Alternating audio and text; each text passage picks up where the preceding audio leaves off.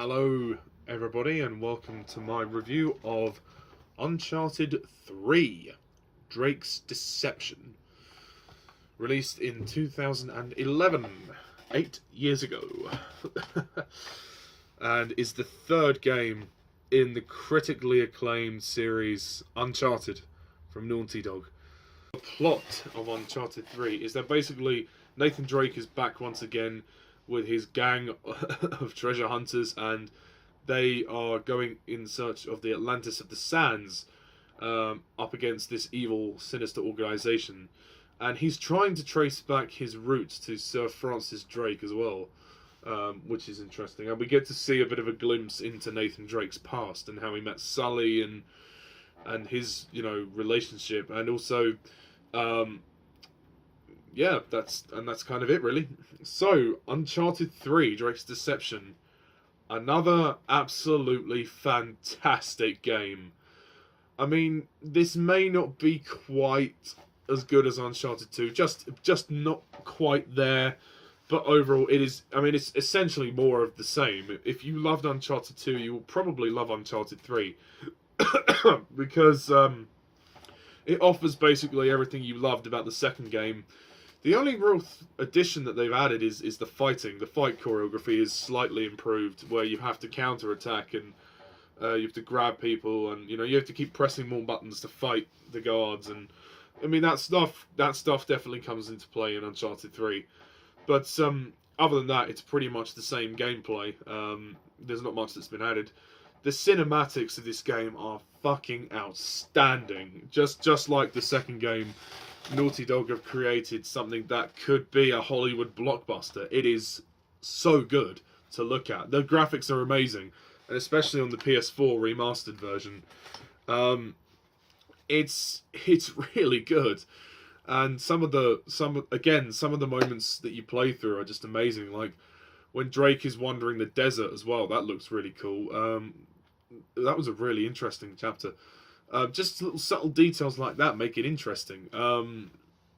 The chateau burning down, the part when the cruise ship is sinking, when you have to run to catch the plane, like the final climax of the game as well, when you have to run across the destructing floor, and you have to fight Talbot. It's just really, really good. And yeah, I really love this game. The gameplay is once again fluid. It controls perfectly, no issues whatsoever. Some of the puzzles in this game are really quite mind bending. There's this one puzzle where you have to kind of move a light to face a mural on the wall, and with all these statues. That took me fucking ages. That is the worst puzzle in the game. The other ones aren't too bad. They're generally a breeze, but at first, like the second game, the game tricks you into thinking the puzzles are more harder than they are. But thankfully, they're not that difficult when you actually know what you're doing. And I did play this game again just to refresh. I think the story is good. Yeah, again, Uncharted, the whole point of it is it's a modern day version of Indiana Jones. Essentially, that's what it is. And Nathan Drake is Indiana Jones for the modern day, which is great. This time they've tried to change Nathan Drake's character a little bit, kind of adding a little bit more depth. We get to play as young Nathan Drake in a couple of the earlier levels, which is really cool. How he kind of has a run in trying to get the ring, and he runs into Marlowe and also Sullivan, how he meets Sully, which is really cool, which is a nice bit of backstory. And I liked this story because it's a bit more emotional.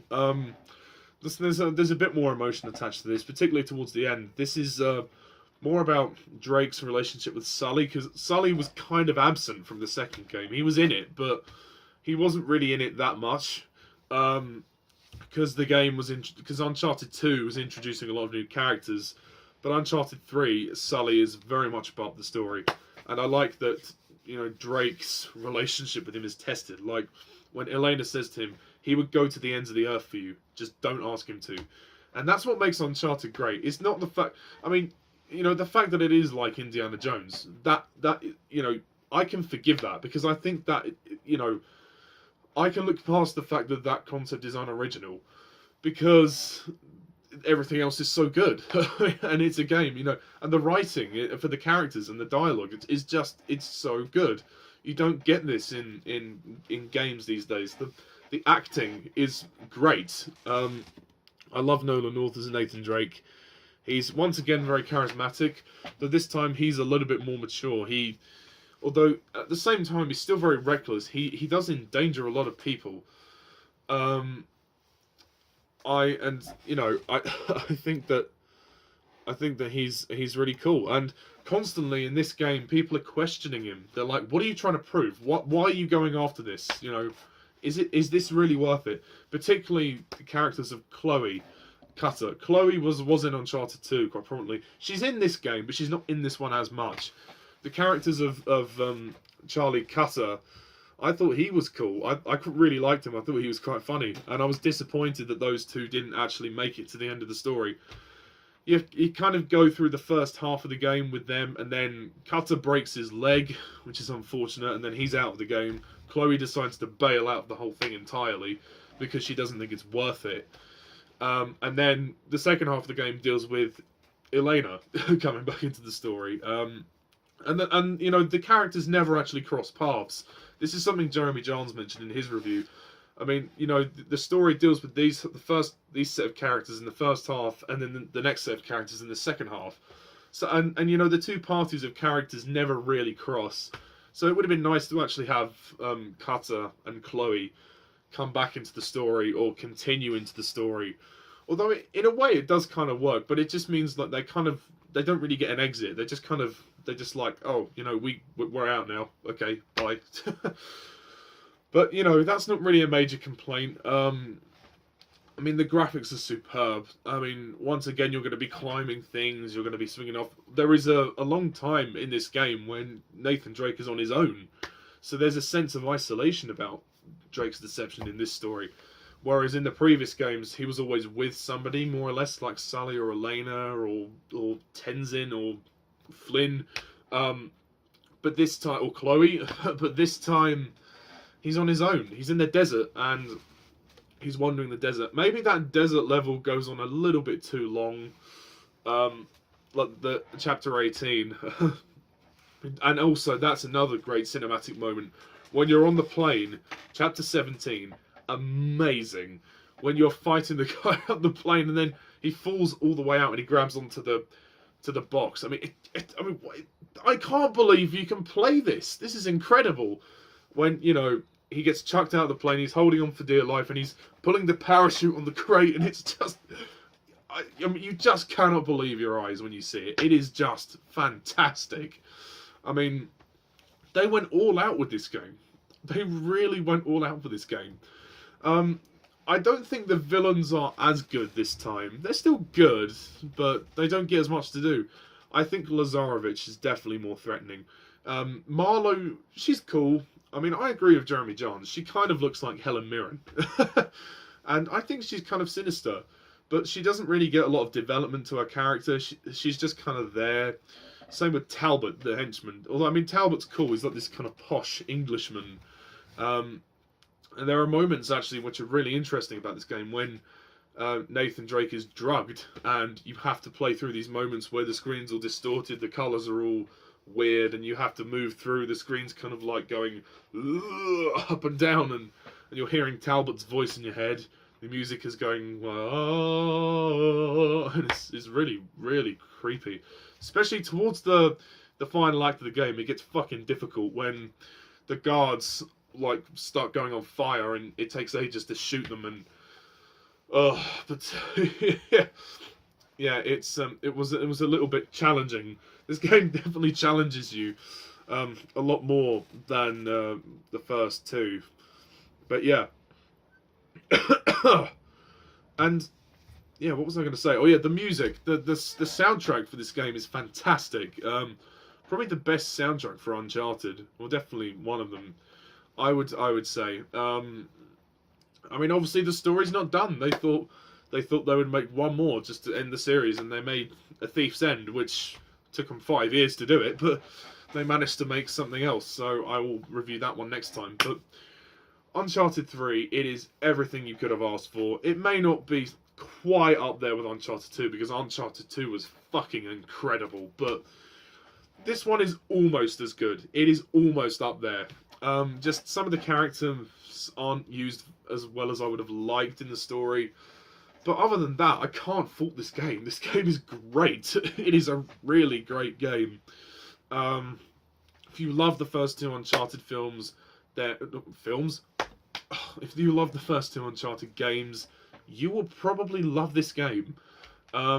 It's incredible. It really is. I mean, I haven't played the multiplayer like before. I've only ever really played the campaigns. You know, partly nobody uses the online anymore, which is a shame. But yeah, shame we can't do multiplayer. But overall, some great stuff here, and I think it's nice that Elena and Nate kind of finally get together in the end. And also Sully and Nate have a nice moment at the end where he kind of says, "Oh, you know, I never had a son, but you know, you are the one that came close," and it's just really nice. And there was some nice, the more heartfelt moments. But I think more emotion is yet to come with Uncharted 4, which is the next game and the final. Well, technically it's the final game, although they made the Lost Legacy. So, that is my review of Uncharted 3, Drake's Deception. Also, the opening of the game was interesting, how we actually start in London as well. It was nice to go to London. And there's a bar fight, you know, you get introduced to the new combat system, and you have to take these guys out in the pub. It's just kind of interesting. But yeah, Uncharted 3 is an experience. It is a great experience, like the first two. And I don't think it's quite as good as the second, but I do think it's probably better than the first game, because it offers because the cinematics are better.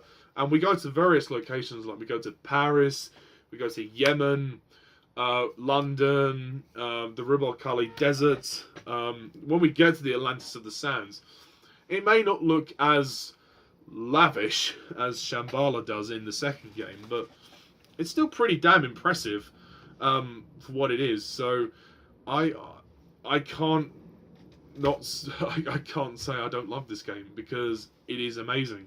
And I'm definitely going to give it a 10 out of 10.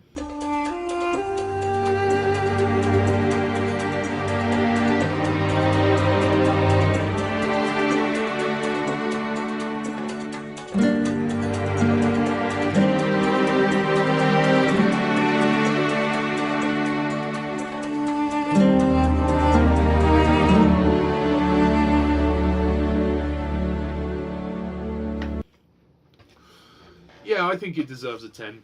I just wish some of the characters in this game were used a bit better. Particularly Chloe and Cutter, and also the villains could have been used a bit better. But there's actually a good couple of moments where you have to chase Talbot as well. There's a big long chase with Talbot, and then you have to fight him a couple of times, which is cool. What an interesting name as well, Talbot, you know. But anyway, that's my review of Uncharted 3, Drake's Deception. Please leave your comments down below. Let me know. Sorry if I look a bit tired. It's because I am. I've had a long shift at work today. I've been up from the early hours of the morning. But, you know, I'm going to be playing Uncharted 4 very soon, and I'll get that review for you out now, which is the final game in this series. So, yeah. Please, what do you think of Uncharted 3? Please leave your comments down below. Let me know. Stay tuned for Uncharted 4 review. And until then, folks, I'm Mr. TARDIS11. Thank you all for watching, and see ya.